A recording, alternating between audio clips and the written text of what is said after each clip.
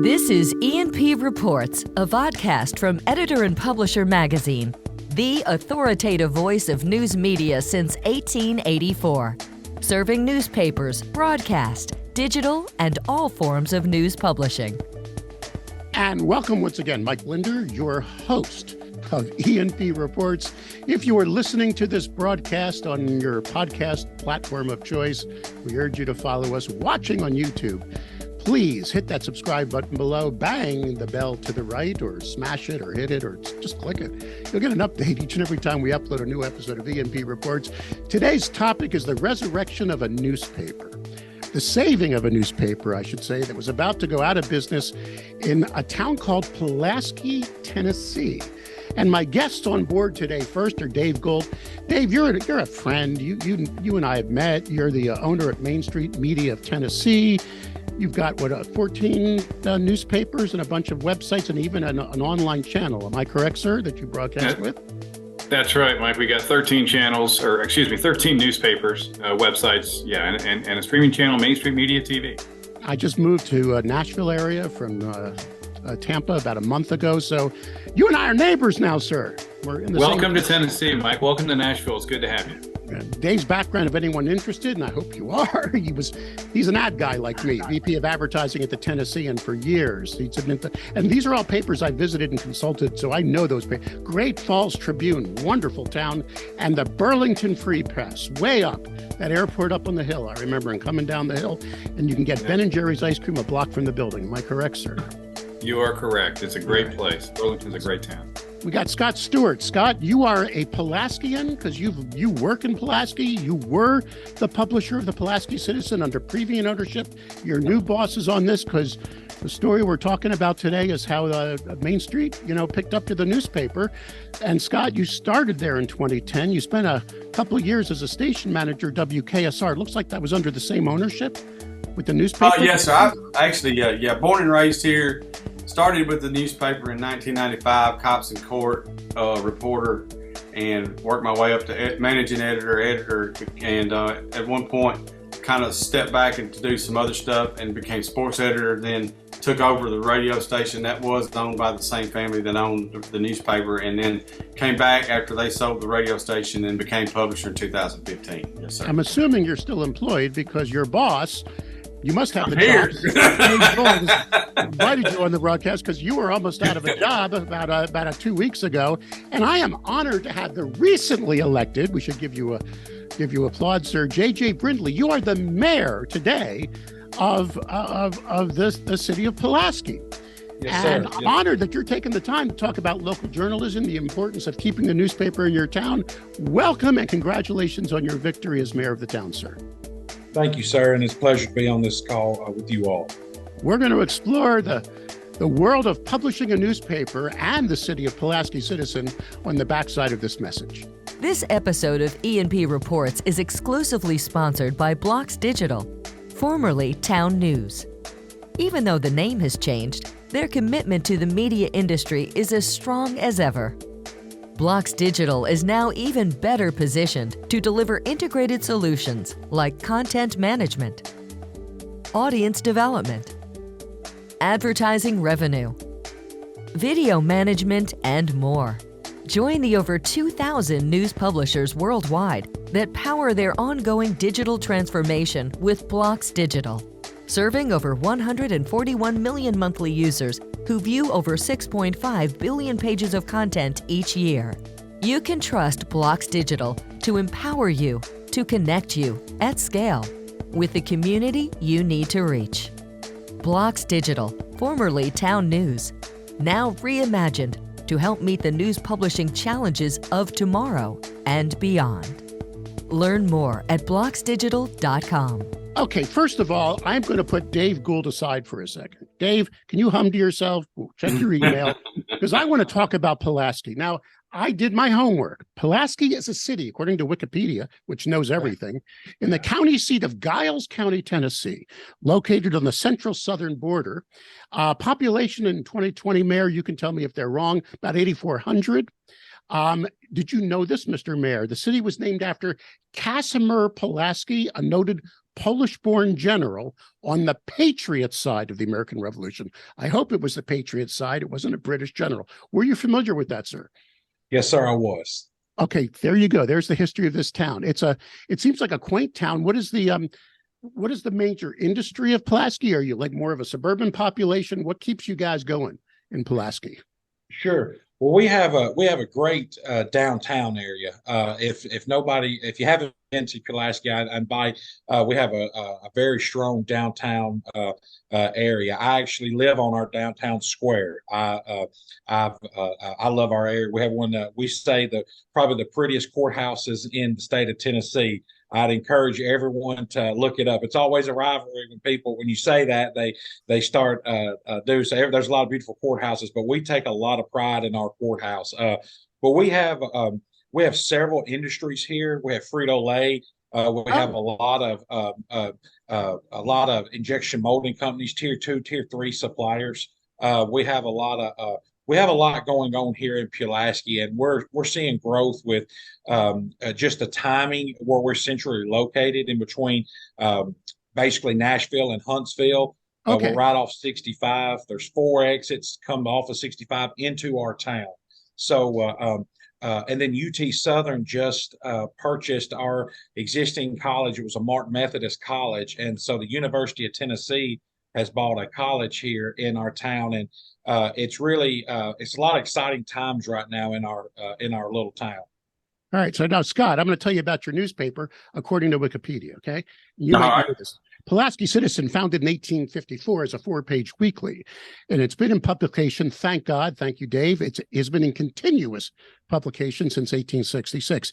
And then I saw a story about WKSR radio written in 1995. Who was the owner that was going to shut this puppy down in February of 2023? All right, so the Lake family, Herschel Lake, bought the newspapers in the early 1980s. There was actually 2 competing weeklies, the Giles Free Press and the Pulaski Citizen. And if you'll notice underneath the Pulaski Citizen on our flag, it says, and the Giles Free Press. We've kept that as part of our name. Because, of course, the Giles Free Press was started in the 60s. I think Mr. Lake maybe bought it first and then the Citizen, or vice versa. And along with the Free Press came the radio station, okay? So the Lake family, Herschel owned, and he was the publisher. He owned all this. His son Steve became the publisher in 2000, and Herschel owned the newspaper. The printing company where I'm sitting right now is in the printing company that they still own. And so anyway, when Herschel passed away, that's while I was at the radio station.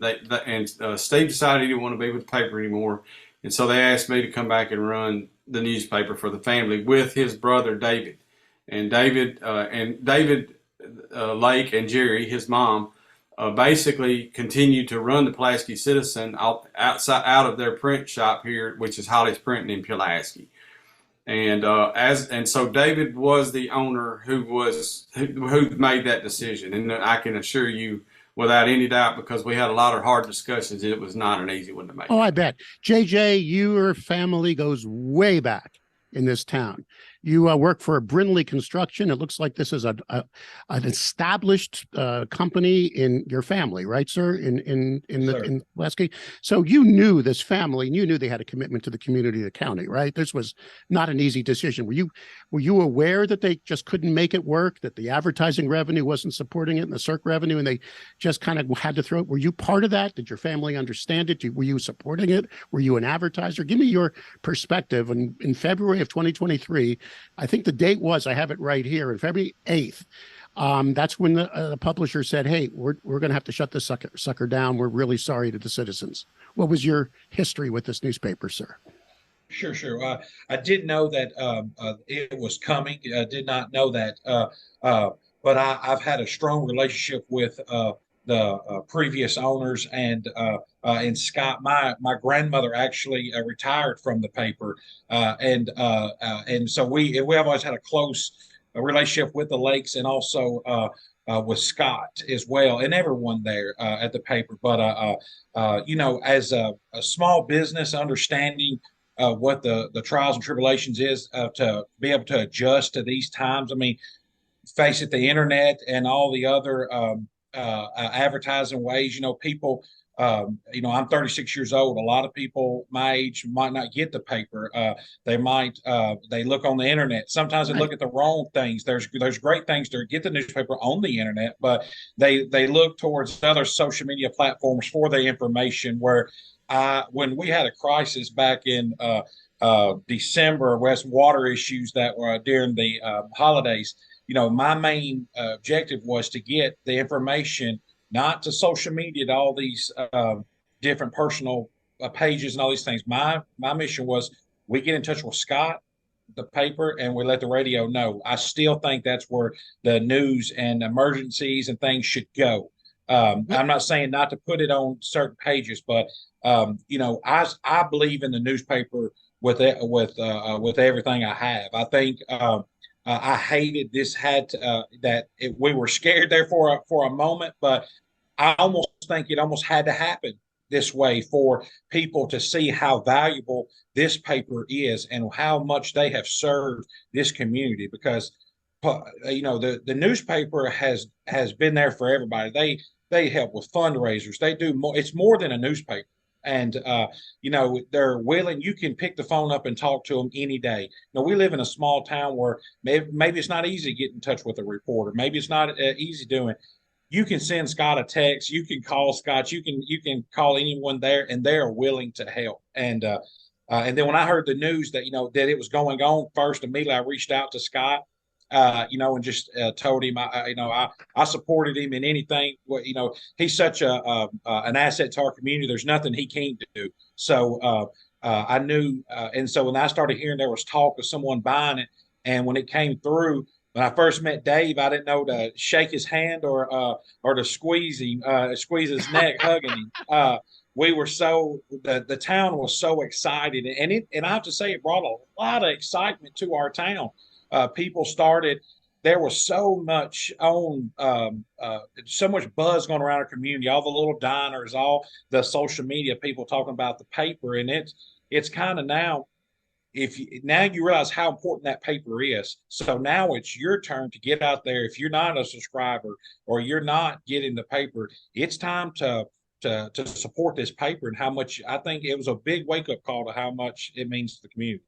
And let's continue that dialogue, Mr. Mayor, because what you just did made my heart so warm. Because I was say his check's in the mail. So yeah, I gotta tell you, because I'm the guy that bought a magazine in hopes to help support local journalism. I mean, you are an elected official, sir. You know that, but if you really study this country, that back in the good old days, back in the 1700s, our founding fathers allowed for a free press to be that final check on power. So you're good friends with this publisher here, and you guys live in the same town and drink the same coffee and go around to the same events, but his job is to keep an eye on you.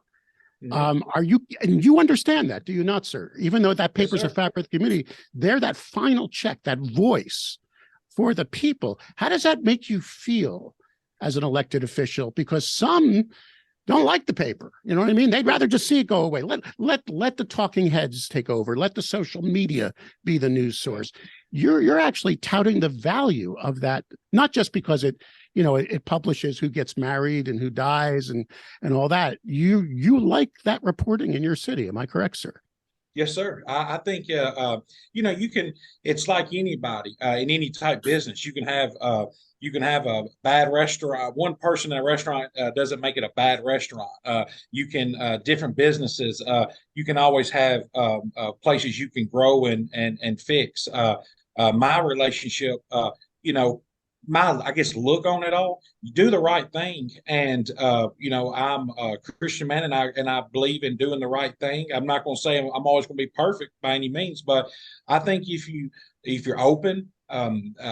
Scott's at or a representative from the paper is at all of our meetings. They know what's going on. They see what's going on. I encourage that.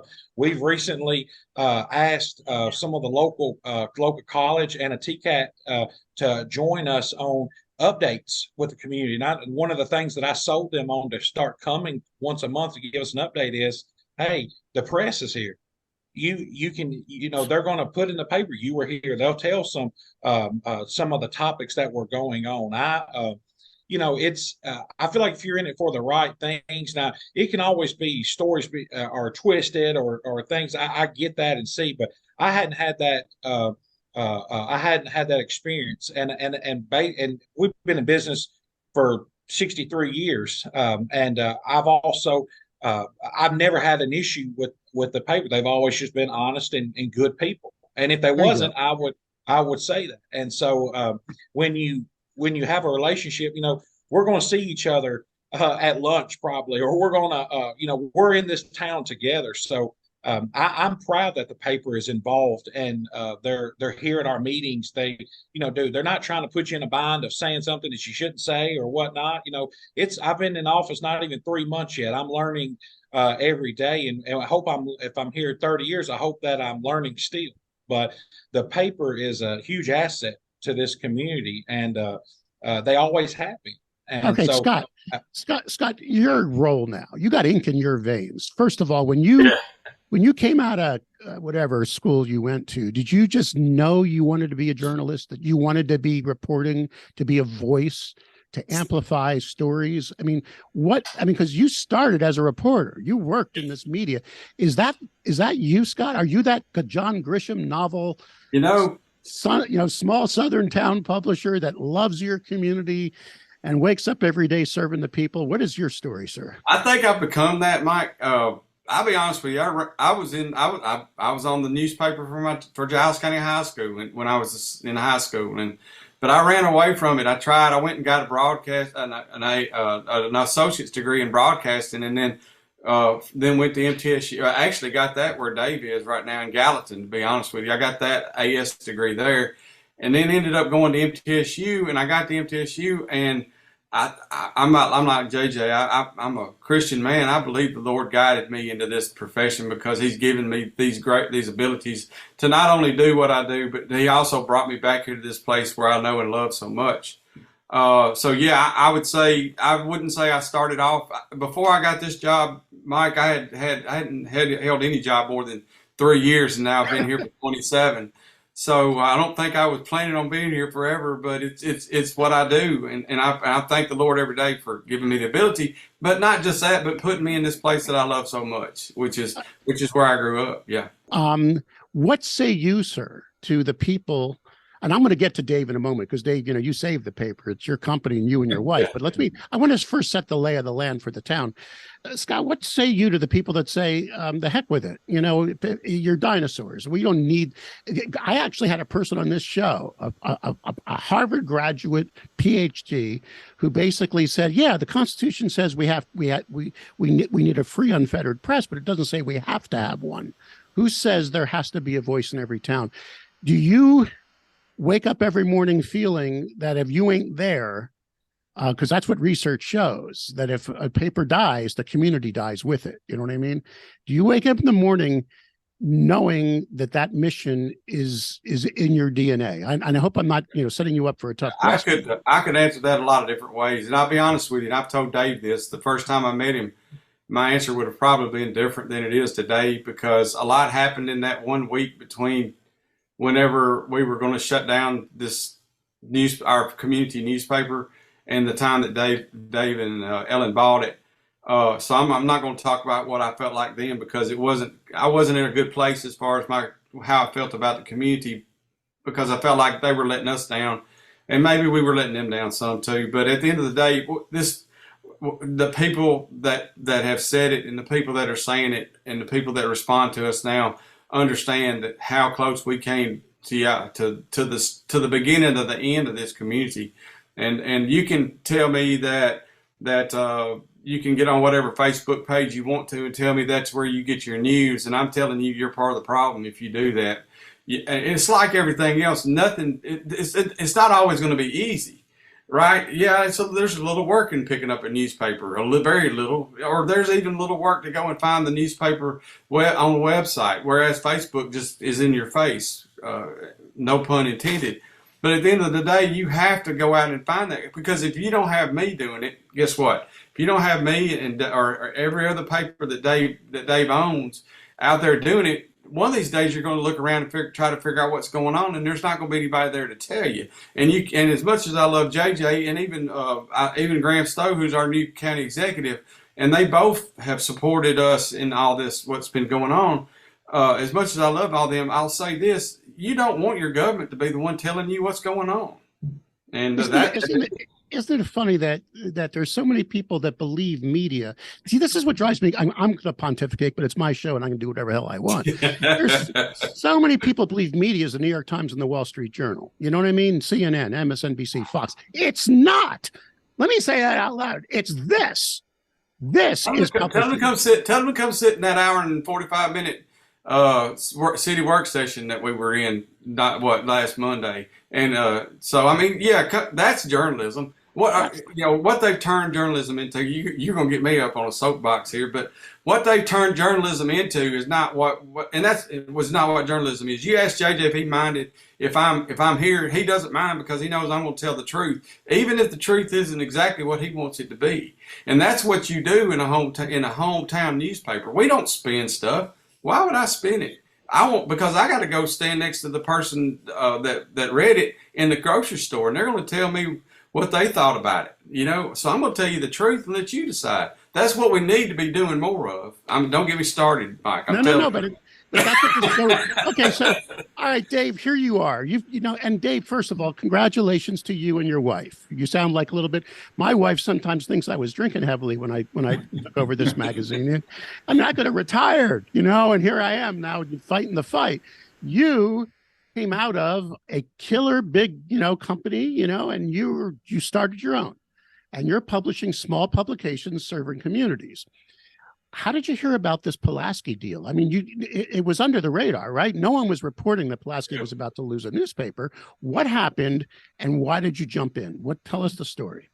Yeah, sure. Absolutely. So Monday of the week you're talking about, around the first week of February, they announced on Facebook they were going to close the newspaper. I didn't hear about it on the next day. One of my employees, who was in a county just bordering Giles County and Murray County, texted me and said, "Hey, did you see this on Facebook?" And I said, "Well, I hadn't seen that."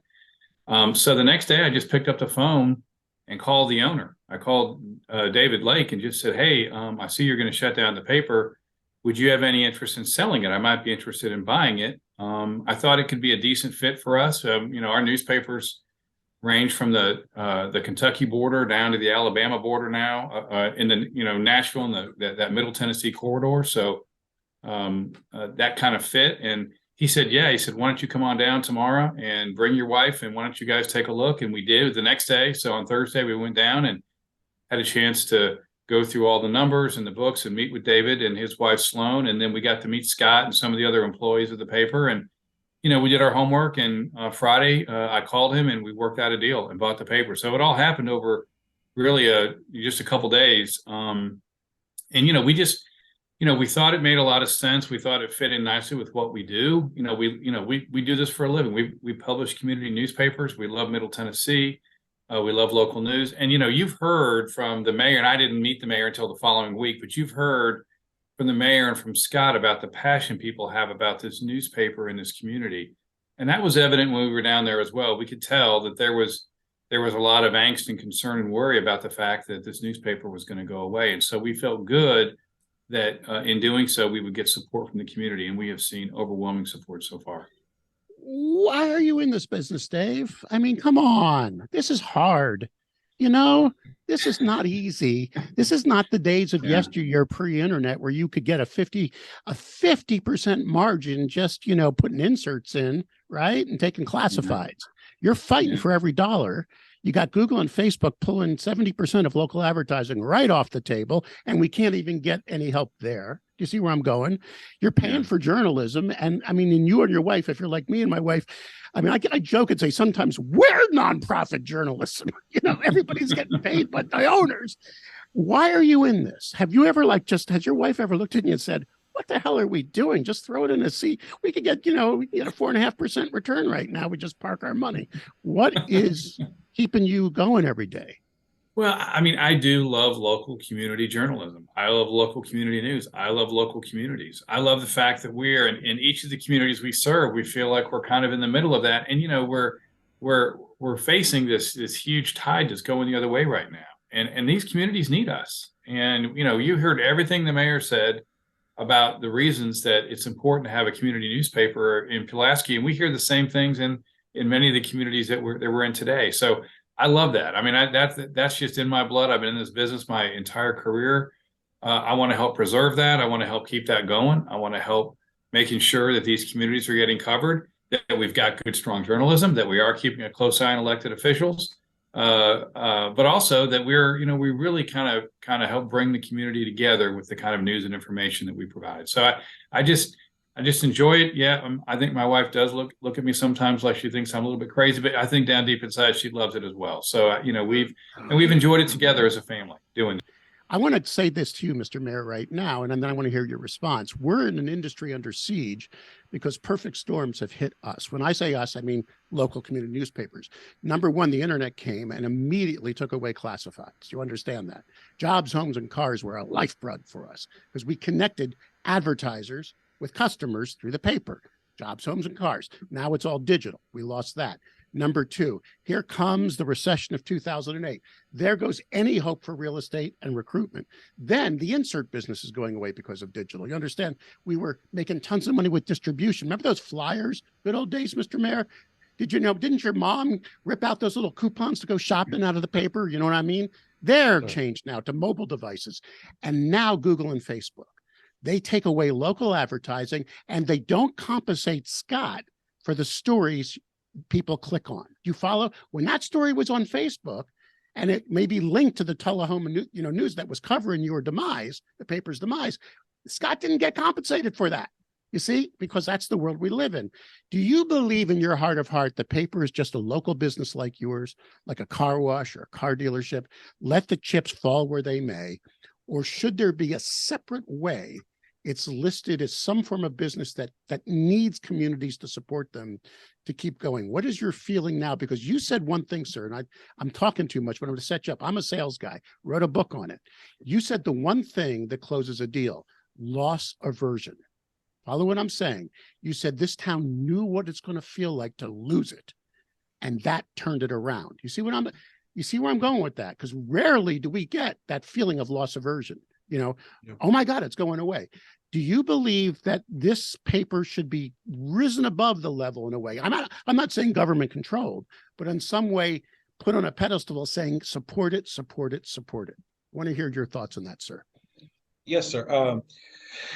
Basically it's that the old term we were talking about, quotes and terms before we started this. It's almost we felt what it was like to lose. It's almost like you know what it's like to you don't know what you lost till you lose it. We felt like we lost it for a few days, and I think that's when I say that woke everyone up. We felt like it was what it was like to lose something that meant a lot to us. We have maybe the citizens have to contribute to this. I think we do need to put it on a pedestal for more. The paper is they're already doing new things, new activities in the paper. You're seeing a lot more activity with it. But I if we were talking earlier about the coming to the meetings, the city council meetings and all that, if you don't give the public, if you don't tell them the news, they're going to make up their own news. Yeah. And so we have to, it's our job to inform them. Now, I'm not saying I'm against any of the social media platforms or anything, but if you want to hear the information, I really believe if you want to hear what's coming straight from the meeting, the person that was sitting in that meeting was the man from the newspaper. So if you want, I just think that's our heart of our community. And it's, I think what we've got to do now, we've got to rally behind the paper more than ever. We've got to stand behind them. The citizens, if, we have to, I'd love to go. And I think I've even mentioned it to maybe to Scott or to Dave. I'm not sure, but, I'd love to go on to the citizen page or whatever and encourage people. Hey, let's support this business that just, that supported us through all these years. Let's give back. It's like shopping local. Everybody says shop local. If you want to truly shop local, get that paper. And it's and you don't even if you don't read it, support it. And so I'm thankful it's here. I'm more excited myself about the paper. Maybe now I paid a lot of attention to it because of a long campaign, and so, but it's really kind of, I'm not going to say a passion. My passion is probably in different areas, but I really respect what the paper does and see and understand now more what it means to a community. And I can't be any happier right now than what Dave and his wife has done for our community. And I'm just excited, as you can see, and we've got a lot of great things going here right now. And so it's just it definitely, when that few days that we thought we lost it, I think this whole community, I speak for them and say, uh-oh, we've got a problem here. And so just thankful. I want to tell anybody and everybody that's within spitting distance of the town of Pulaski, Tennessee, you go visit now. Supposedly, I've not, but I'm coming down 65. I live right off of 65. I'm coming down for lunch. I want to see the town square. Mayor J.J. Brindley, newly elected mayor of Pulaski, thank you for your valuable time, sir. Scott Stewart, rumor has it you're moving your offices to the town square. Am I correct? You come to the square. That's where we're going to be. We'll be there. As you can tell, my walls are getting a little bit more bare back here behind me, and I've got boxes piled up around me, and I've got a trailer about half full right now that we're going to start loading stuff up. So come on down. I'm going to ask the most important question about Pulaski now. You ready, sir? Here we go. If I go into that local diner and I ask for tea, will it be sweet or unsweet?